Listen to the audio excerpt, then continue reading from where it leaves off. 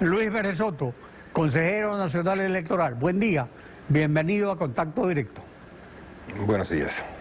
El financiamiento irregular de la campaña de Alianza País exige un compromiso en firme del CNE para cambiar el modelo del Estado candidato. Faltan apenas unos meses para hacer las reformas y para que se aprueben a tiempo.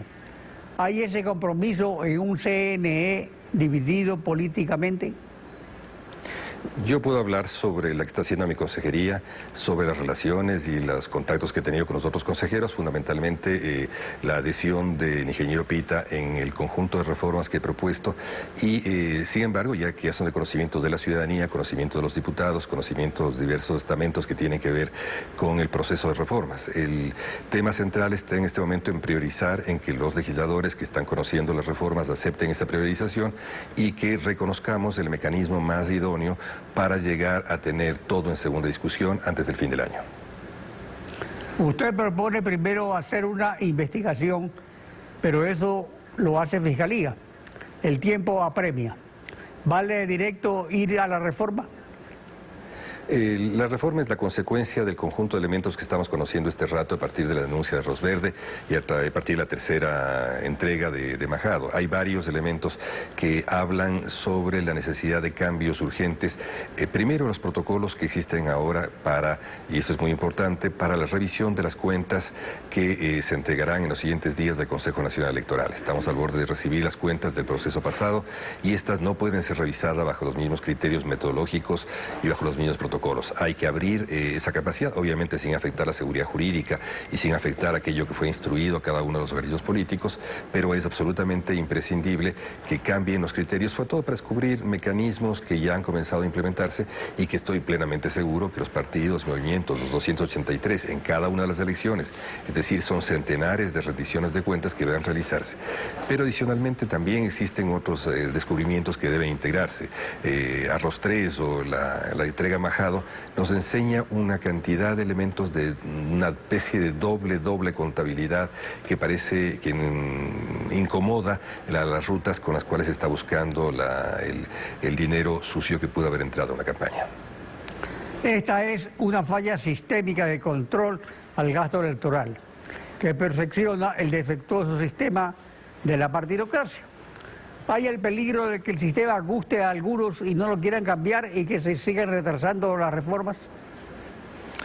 Pues sí, yo creo que ciertamente se trata de una forma sistémica distorsionada la que tenía el Consejo Nacional Electoral, que se corresponde a nuevas formas también de corrupción sistémica. Yo creo que lo principal que debemos ver en el Consejo Nacional Electoral ahora es que ha habido una omisión sistemática de elementos de juicio, ha habido rutas tal vez equivocadas de controlar, ha habido poca capacidad de efectuar o tomar los controles del caso y evidentemente debemos localizar a través de los actuales controles que estamos haciendo indicios delictivos. Ciertamente yo creo que existen, sin lugar a duda, que la verificación de información que estamos haciendo ahora va a determinar que podamos recorrer o tratar de dialogar con todos para la formación de nuevos protocolos de lectura de la información contable que se entregue y sobre todo de verificación de gastos que se han efectuado, gastos que no corresponden a la realidad, gastos no declarados, verificación de proveedores, verificación de cuentas, es decir, un sinnúmero de rutas que están apareciendo que nos permitirían tomar a partir de las cuerdas que dejan ver la rendición de cuentas hacia dónde conducir la investigación sobre este tipo de gastos e ingresos que corresponden ciertamente a formas de evasión de lo que dice la norma. Ahora, según la contabilidad que está aprobada, en esa no constan estos aportes prohibidos. Pero ¿qué resulta? ¿Cómo se puede comprobar la realización de los aportes prohibidos? Una manera es también viendo, pero algo que solo se podía ver en ese momento. Por ejemplo, la campaña anticipada, las vallas, los avisos, las publicidades, las movilizaciones. Eso tampoco ya no existe. Entonces, en ese sentido, en lo que respecta a la doble contabilidad, ¿qué es lo que se puede hacer dentro del Consejo Electoral para establecer mecanismos que la desnuden y, por ejemplo, para respecto a los aportes privados a la campaña. Tiene que ser algo preventivo. ¿Qué proponen, por ejemplo?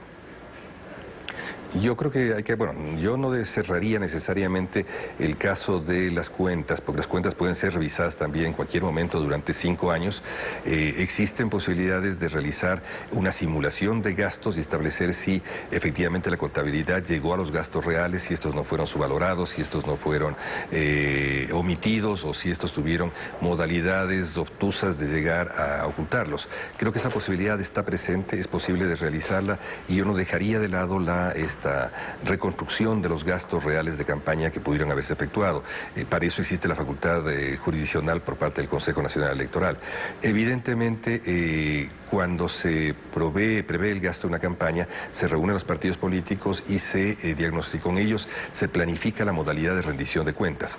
Esto tampoco implica de que a partir de este criterio y manteniendo la seguridad jurídica podamos profundizar en otros criterios que permitan abrir nuevos gastos, permitan determinar con mejor precisión cómo se dan esos gastos. Pero fundamentalmente hay elementos que sí quedaron registrados y que deben ser registrados. Fundamentalmente todos los donantes no prohibidos deberían ser registrados en el Consejo Nacional Electoral. Ahora tenemos ya cuentas cerradas, informes dados, que nos permitirán establecer, primero, si los gastos efectuados corresponden a las simulaciones y segundo, si es que los donantes no registrados se encuentran, cuáles son los donantes no registrados. Pero también en el caso de eso había antes de que había donantes privados que tenían prestanombres para disolver, digamos, sus aportes y para que no figuren los montos altísimos que ellos aportaban, seguramente para que le devuelvan después en el gobierno los favores de la campaña.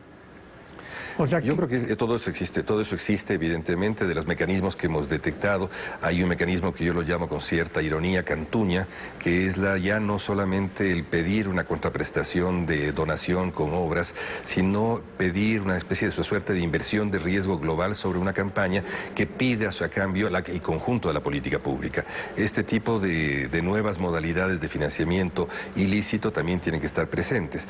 Yo creo que el testaferrismo, las diversas modalidades de prestar nombres, etcétera, sí dejan rastros y estos rastros seguramente están en el cúmulo de recibos que tenemos en el Consejo Nacional Electoral. Básicamente hay pistas que hay que seguir. Por ejemplo, que una buena parte de la donación para campaña viene del propio partido. Entonces esto implica que hay que recurrir a las cuentas de partido para poder establecer cuál es la veracidad de aquellos gastos. Hay que establecer cuáles gastos fueron infravalorados, cuáles pueden haber correspondido a recibos falsos, a empresas falsas. Todo esto serán elementos que, estando en la jurisdicción del Consejo Nacional Electoral, deberán ser entregados al Servicio de Rentas, cotejados con ellos, a la Contraloría y fundamentalmente a la Fiscalía. Luis Bernet Soto, consejero nacional electoral. Gracias por participar en Contacto Directo. A ustedes. Estefi.